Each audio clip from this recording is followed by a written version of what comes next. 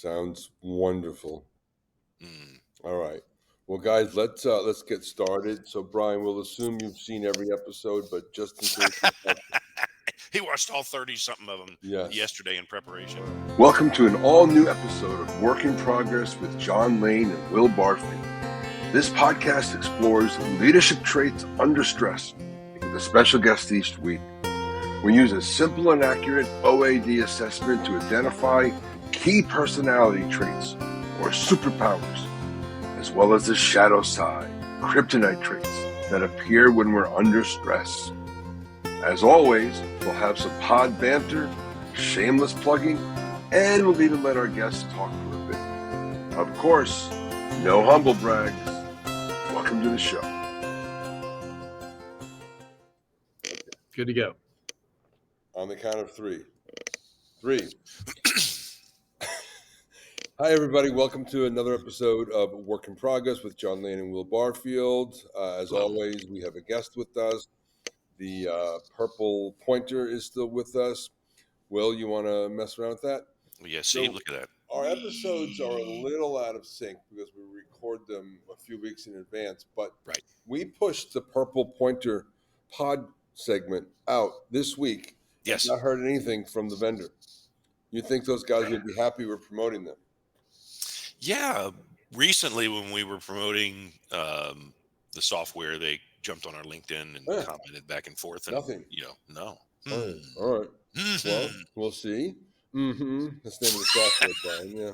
All right, and then I'm gonna formally loop in our guest Brian to the banter for two reasons. One was, Brian, you don't probably know this, but you were my first paid consulting project.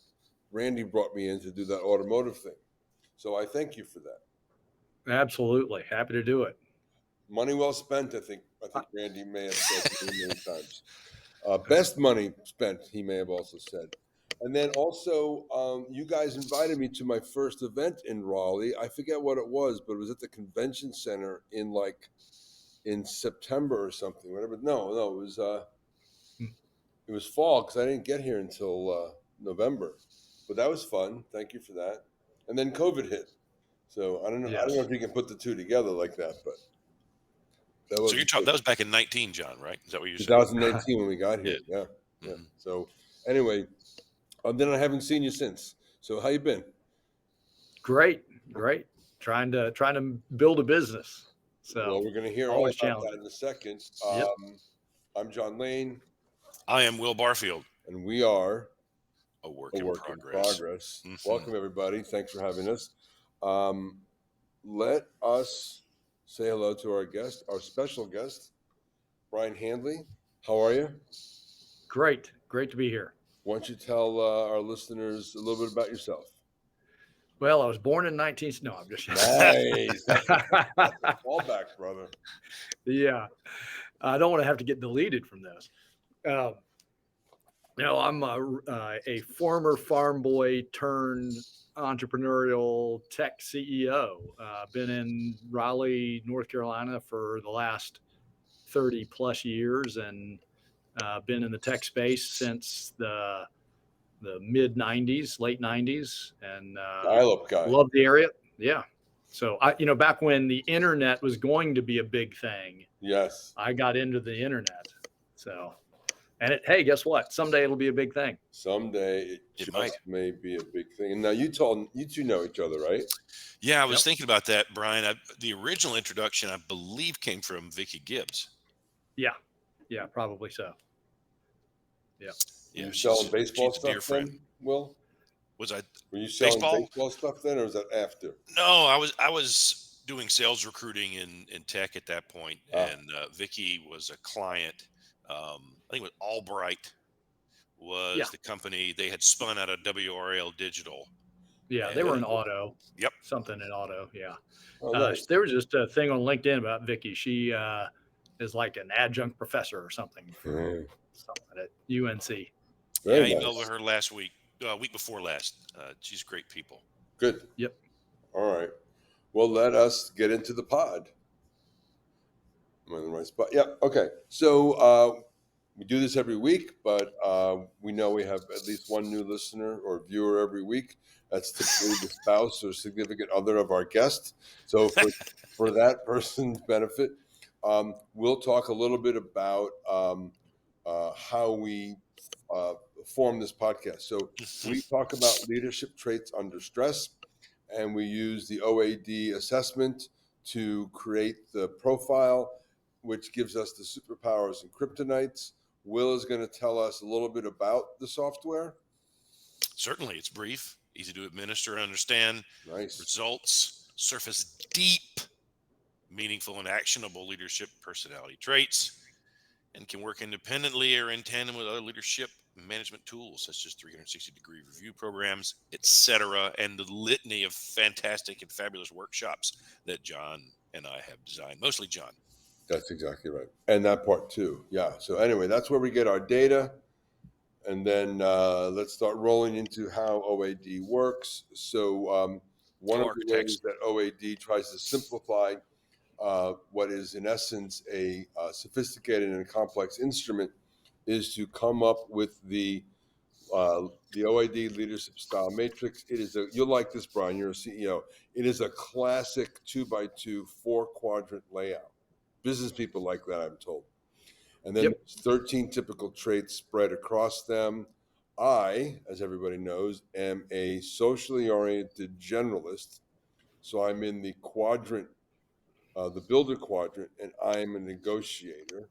Will is, now you do it. Will is in the Do it the way I upper do. left. I'm a do it. technically oriented generalist, which makes me an architect, and I happen to be a developer. Excellent. Now say where Brian is. Brian, fortunate for the both of us, is also up here.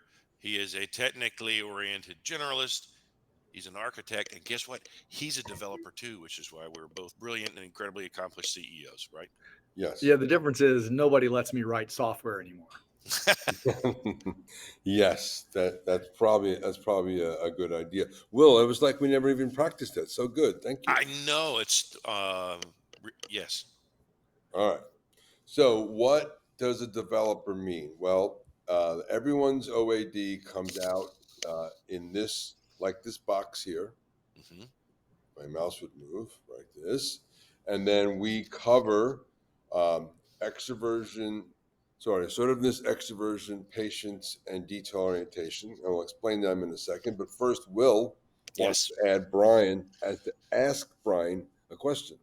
So, Brian, I'm sure you're no stranger to assessment tools and enjoy data as a CEO and business leader. How does it feel to have gone through this brief exercise with OAD and to have yourself reduced to this two-dimensional table? It was relatively painless. So, I like pain-free experiences. And it was also, there were some things there that I violently agreed with, and some things that I was like, I'm not sure that that's, perfectly accurate, but, I kind of we'll edit looked at that part out, Brian, but keep going. Yeah. You're on well, I may have thought it was not perfectly accurate, but when I showed it to my wife, she was like, "Oh yeah, that's you." Oh, we're editing this back in. Yeah, nice. We should do an episode where we bring on a spouse of somebody and then have the guests shut up and have the spouse or significant other do all the talking. That could be interesting. That could be. Let's break this down. So in order to get into the 2x2, we look at what we call relative traits. And the relative traits we look at are A versus D. If A is greater than D, meaning to the right, you are a generalist. So you can see this big spread here is a level of intensity. So Brian is very comfortable with risk, very comfortable with ambiguity. Startup CEO, that helps. And is also a natural delegator, which is another way of saying if the stuff he doesn't like to do, he'll find somebody else to do it. Then we look at his E and his D, and the D is to the right of E, which makes him on the technical side. So he's a technically oriented generalist. Things that don't show up on the 2x2 just because of the way it works is we look at the P and the A, and we look for If the P is to the left of the A, that's somebody who not only likes change, but thrives in change, but also works with a lot of urgency. So, Yes. Brian, you got two of them. So, I suspect your staff meetings are pretty interesting engagements. So that's Brian. We're going to get into his strengths and weaknesses. You want to say anything more about this, about the high A or the low the low P? I'm not sure that I want to know what low P really is, but the whole change thing for me, I have to be around change, right? Like I thrive on that. And I think it helps me as an entrepreneur. I think so. I think it would be difficult. You could do it if you were didn't like change much, but you got into doing it. But somebody who is not stuck in the past and is comfortable with creating new things going forward, probably a good profile for what you do. Okay. That's Yeah, a the five. challenge that I have at Yes, sorry. No, go. The Yeah. challenge that I have at home is I love change. My wife does not like change. She is, and so it's tough for us sometimes to find middle ground because I'm like, oh, well, you want to do something different? Let's go, right? And she's like, whoa, I made plans. We're not changing. Nice. We got to get her on the show sometime. All right. So, Will, why don't you start Yes. walking us through? Of course, I left out the word generic, so I'll ask you to fill it in for me. Is that going to come up in bloopers? It could. I got plenty of bloopers, so. Yeah, I was just going to comment on that last slide. No need to go back. That he's got a 5 centile gap between that A and that P. That's assertive and urgent, and Yes. that those things scream off of that profile. So, Brian, John did leave generic off of this, but in essence, anyone who lands in the architect upper left quadrant and is identified as a developer is going to get these generic superpowers. Of these, is there one that really speaks to you that you notice about yourself or that others have called out about you, across your career? One that really, you'd want to double click on there. I'm driven. Like I've always been very driven and very driving in my life. As soon as I wake up in the morning, it's like, what am I going to get done next? What time do you get up? Somewhere between 5:45 and 6 o'clock. And do you have a routine, like get up and exercise or get a coffee? Oh yeah, or and I have stick to it every day? Pretty much. Very very routine oriented in the mornings. All right, and want that to know exactly what I'm doing in the morning, but the rest of the day I want lots of diversity. Change.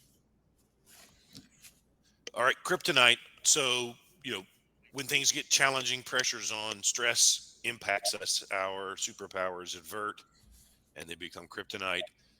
These are the generic ones for both you and me, actually, Brian. Is there one here that speaks to you that you notice or that others have called out? Your wife, perhaps. Well, the thing for me is I don't feel like I am unapproachable, but I have been told at times that I am, I appear to be unapproachable.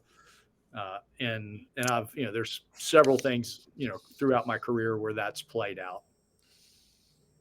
What I hear, and I'm not saying you and I are the same, but what I hear about me with regard to that is that not unapproachable, but intense. That people meet me and I am intense, and there's an intensity, and that can sometimes be, perceived as being difficult to reach or off-putting. That intensity. Yeah. Yeah, and there's also. Sorry, I'm very focused, right? Like when I'm doing something, I am very focused, which, at times I don't hear, you may approach me about something and I am so into whatever I'm doing that I'm not listening to you because I'm focused on what I'm doing. And I think that's part of the unapproachable view that some people have. Yeah. High concentration. Yeah. Do you get startled easily? Like if you're in deep I don't. focus and somebody approaches you and you didn't hear them come up and they just start talking. I don't get startled by that, but I don't hear it. Hmm. Right? Like I'm so focused that somebody can come up and have a whole conversation with me and leave, and I don't even know that they were there. That's very interesting. I'm sure that goes over really well at home. So Oh, drives my wife insane. I bet. Because she comes in and starts talking, and Yeah. I'm like, Oh, she's like, "Well, I told you this," and I'm like, when? "I have no recollection." Right. You got to make you write it down or sign something. Yeah. Yes. I got that. All right. Well, let's move from the generic, Will, and let's get some of Brian's deep thoughts, personal Yeah. deep So, thoughts. Brian, you went through this exercise, communicated with John, kind of read the results, and then selected some things here to comment on. Can you walk us, please, through these bullets, the superpowers that you chose to focus on and comment about? Sure. Like the one thing that I saw in the, sort of generic superpowers was, the driven piece. And that, I've always felt, and I grew up on a farm. So you have to be sort of driven to be successful on a farm. And so I blame my father for that, or thank him for that. But obviously, you've got to be driven at work, and I am, right? You can't be successful, unless you're extremely lucky. It is hard to be successful if you're not driven at accomplishing something. So I think that's a given. But I'm also, at home, I wake up, crack of dawn. I'm the first one up at my house. I love those first couple hours when nobody's up. I feel like I get more done during those 2 hours than I do, the rest of the day. And I've got my list, and I start, Saturday morning, Sunday morning, doesn't matter day of the week. I am, knocking out that list of stuff to do. And it kind of reminds me, my wife said, if we had rental houses up until, the pandemic and the price of houses went crazy. And I was like, oh, if that's what they're worth, I'll sell everything. But, and I was like, my wife was like, we should be our tenant. Because anything that went wrong, man, I was on it, fixing it. And so I was like, I wish I was my tenant. Yeah. Then I'd have somebody doing all that stuff for me. And then, fitness wise, I'm also like, I probably could fit in the clothing I wore when I was in college. I've been very driven at fitness. And I think that's, also important to mental health for me as well. Will, what am I thinking? Did I need to exercise, or was that what I was thinking? I want to ask the judge and he was warned. He was warned. Oh, the humble brag. I'm not humble about it. I'm telling you, I can still fit in my college clothes. There's nothing humble. Okay. There's nothing humble about that. There's nothing humble. That's fair enough. That passes the test. Arrogant, possibly, but not a humble brag. Good. Yeah. Good. Will, you need to exercise more. That's true. Yeah, good. Okay. I want to hear about a accipiter. And I know how to say that because the stubbornness and delegation bullets. Yeah. Well, I learned a lot with accipiter, which was my first, technology, as a CEO, that was my first technology company. And I tend to be a little controlling, and I want to, be in control of everything. And I, the mistakes that I made at accipiter were that there really wasn't a decision that was made that didn't go through me. Right. And, AR and AP and who we build and how, just, the minutia and it was, it held us back because I didn't trust the people who were really in charge of their departments to make those decisions without going through me. And, that's not necessarily a healthy relationship in the management team. No. And it also was just like the amount of hours that I worked because I had to, analyze everything. So the big difference, and I learned it, except it wasn't, I didn't go through that the whole time. There was at a point where I was, getting checked into the hospital with pneumonia because I worked myself to death. Oh, and I was like, hey, maybe I should start delegating some of these things. And I took a very opposite approach with Rveal Mobile, and that was I'm gonna hire really good executives, and so I've got a fantastic executive team. You do. Don't tell them that. Don't tell Randy. No. Uh, and and I set the goals with them. Right. I don't set them for them, but we set the goals together, and I let them do their thing. And as long as, we're accomplishing goals or they're telling me why we're not accomplishing goals, then it works. And it is so much easier on me. And I think, for them as well. So Probably easier on them too. Yeah. yeah, what one huge learning from my early days at Accipiter to where we are now. So delegate. I'm a huge believer. Yep. Hire well and delegate. Yep. Absolutely. All right. Kryptonite. Okay, so this is the other side, the shadow side. Credit to Sarah Glover. When your superpowers invert, things are tough, challenging. You wrote these things down. Talk to us about them, Brian. Yeah, so Accipiter was ultimately acquired by Microsoft. There was a step in between. We got bought by a company called Aquantive, and then immediately Aquantive was purchased by Microsoft. And so we went from 26 people to 1,500 people to 96,000 people within a matter of just a few months. And in the first year and a half at Microsoft, I still was responsible for the Accipiter piece of business, and there was a couple other pieces they had folded in there, but I was in control of that division, and they let us run that, and we were wildly successful within Microsoft. Our revenue was going up. We did very well, and then of course at some point you get folded into the Microsoft matrix, right? And so we were assimilated into the Microsoft matrix. And this was in the Steve Ballmer days. So things are a little bit different under Satya Nadella, so, and I think for the positive. But, I was at that point all hat and no cattle, right? Like I still had, I was the general manager of this division, but nobody reported to me. Right. Like all the engineers reported to the engineering side, all the product people reported over here, all the sales people reported over there. And so I was just completely out of control, right?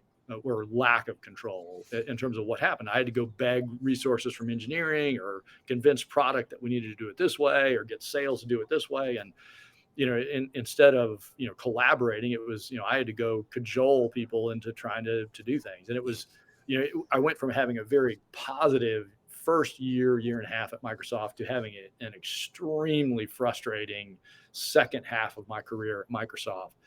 And ultimately, at the end, for me, it was like, okay, I've learned that I have to have more control in this and bailed out. But let's turn this into a kryptonite then. So you got this nice big job at Microsoft. You probably could have done 10 years there if you wanted, but well, and I'll, to that point, I'd been given a big promotion at Microsoft and going to take over this big division, and it required me to move to Seattle. Oh no! And my wife and I were literally getting on the plane to go to Seattle for the weekend to go look at houses. And we're walking down the gangway to get on the plane, and my wife was like, "Why are we doing this?" And I'm like, "Well, I've got a big promotion. That's it's a great opportunity." And she was like, "You hate this company." And I was like, "Yeah, you were right." And we literally turned around, went back home, and I called my boss at the time, Scott Howe, and was like, "Hey, Scott, I'm not taking that promotion." And he's like, "Well, you know what this means?" And I was like, "Yep, you'll have my resignation on Monday." Whoa. And that was the end of my career at Microsoft. And it was a happy day, right? It was, it was good for both of us. I was frustrated at Microsoft, and I'm sure in ways they were frustrated with me. Yeah. So big learning experience. Cool. So you don't like golf? I went, and I used to love golf when I was really concerned about my handicap, right? So I had a goal, I had a goal of lowering my handicap, and that's not a goal for me anymore. I just don't care about my handicap. So I play golf, and I've got really good friends, very close friends, who love to go play golf and I've played golf all over the place at Pebble Beach and Whistling Straits, and we're going to play Carnoustie and Old Course coming up. But it means so much to my friends that I'm going. But by the 12th hole, we play around, and by the 12th hole, I'm like, we still have 6 more holes of this to go. So then your impatience makes it difficult for you to enjoy things. That's right. I am way too impatient. I'm like, okay, I've played 12 holes of this. I've proven that I'm just a moderate golfer. So let's go do something different. So I struggle with, finding a great deal of enjoyment out of golf. And I get that some people do. It's just not a passion for me. And unfortunately, or fortunately, I have friends that it is a big passion for. So that's why I play golf, for my friends. And then, talking about the unapproachability, I talk about hockey parents. My son at a very, very young age came to me and said, "Hey, I want to try playing hockey." And I'd never played hockey or been around hockey in my life. So I'm like, sure, go ahead, play. Right.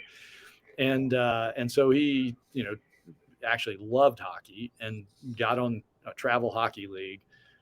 And so then you end up in Pittsburgh or, wherever else with a whole boatload of parents. And these were people, I wasn't a hockey dad. So, I didn't know any of these people. And so I was like, okay, I'm going to have hours in a cold ice rink. So I'm just going to, I got loads of work to do. I'm just going to bring my computer and I'll do email and I'll get work done and I'll write PowerPoint presentations and I'll use this as a productive time instead of, just sitting in a cold ice rink for hours. And so it took a couple of years for me to even get to know the hockey parents. And they thought I was this stuck up, tech guy that didn't want to have anything to do with them. And it really had nothing to do with them. It was me, right? I was just, like, hey, I have to be productive. So I'll do work. And that all changed in a rink in Charlotte where I was like, you know what? I'm tired of working. I went up they had a bar area in between the 2 rinks and all the parents were up there and I didn't know who the heck these people were. And so I bought a round of fireball shots for everybody. God. And man, suddenly, I became friends with all the parents and they were like, oh, we thought you were an asshole. I'm going to suggest that fireball shots might be pretty close to the A word, but at least you're nice about it. Yeah. Yes. Oh, I love that. Good for you. Yeah. But, I didn't think I was unapproachable, but, clearly I appeared that way. You acted as if you were. Yeah. Yeah. Yeah. Last one. So, well, I don't take advice well. And really, and not that I don't take advice, because I will take advice. I just don't seek it out. And I know that I should. Right. But, there's a lot of times, and this, is going to come off as arrogant, but I'm like, man, I've been doing this for 25 years. Why, I've been a tech CEO for 25 years. What's this person going to tell me that I don't already know? Yeah. And then, when I do go get advice, I'm like, wow, why didn't I think of that? So, it's some of the, something that I'm trying to do better on is seeking advice and, and listening. So it's definitely part of my kryptonite is to sort of get in my own world, your own bubble, your own focused. Yeah. Yep. And not go out and seek advice. My go-to method is just, okay, if I've got a challenge that I'm struggling to get over, I just dig in and start doing research, right? Rather than asking somebody who might have already been through it. You grind. Right. I just, Yeah. Yeah. Yeah. put that all together, Will. I will. Thank you. Thank. Really appreciate you walking us through all that, Brian. That was awesome. What was the what kind of Yeah, does it farm sound was it? familiar? Yeah, slightly. Yeah. What kind of farm did you grow up on? I have to ask right now because I've been wondering since the show started. Yeah, I grew up on a big crop and cattle farm in central Missouri. We grew soybeans, corn, some wheat back in the day, and lots of cattle. And how many kids in the family? Just myself and my sister. Oh wow. So A lot of chores. yes. Yep. And I will tell you, would have been the fourth generation of Handleys that would have farmed that ground. And I will tell you, in high school, I didn't know what I was going to do for a living, but I knew it was not going to be farming. Uh, now today, I'm like, man, I'm literally back in Missouri. I'm sitting at a little airport in central Missouri because they've got good Wi-Fi. Because I'm out visiting my father, who's still on the farm. Really? He's still doing Yep, it. he's still doing it. That's awesome. So, yeah. Well, you learned from growing up on a farm. The lesson was I don't want to be a farmer. You've gone through this OAD exercise with us. You took the assessment. You and John communicated. What did you gather from the pre-show prep and then our pod today that are leadership lessons you can apply currently and moving forward? What did you gain here? Well, I used this yesterday. As a matter of fact, we've got one of our executives who's found his dream job and is moving on, and his one of his direct reports is going to report directly to me, and the Andy, the gentleman that's leaving, is very approachable, very social, very engaging with his personnel. Is a great coach and mentor for his team members. And I lead by example, right? I don't gather my team and try to coach and mentor, and again, I can come off as unapproachable. And so now knowing that about myself, that's one of the things that I had a one-on-one with this manager that's going to be now a direct report to me. And I was like, hey, here's the deal. Like I can appear to be unapproachable, and it's mainly because I am focused on what I'm doing. And I'm not unapproachable, right? Like I don't want to be unapproachable. So my door is open. And so I want you to know that I can come off as unapproachable, but I don't want to be. So please, if you have questions, don't let the scowl on my face keep you from knocking on my door or, giving me a call. Do you have a resting scowl? I tend to, I guess. Resting scowl face. Yes, and I will tell you, when I'm concentrating on something, I'm sure that I don't have a happy look on my face. So that's probably a trait that I've inherited from my father as well. Well, it's funny. Go ahead, John. I just love how you literally were using this information in your company yesterday. So Yep. I think that was that makes us feel good. Yeah. So already applying it. Love that. You want to add anything, Mr. Will? I was just going to say, earlier today when I was sitting here in my home office at my desk, focused on what I was doing, and completely tuned into that.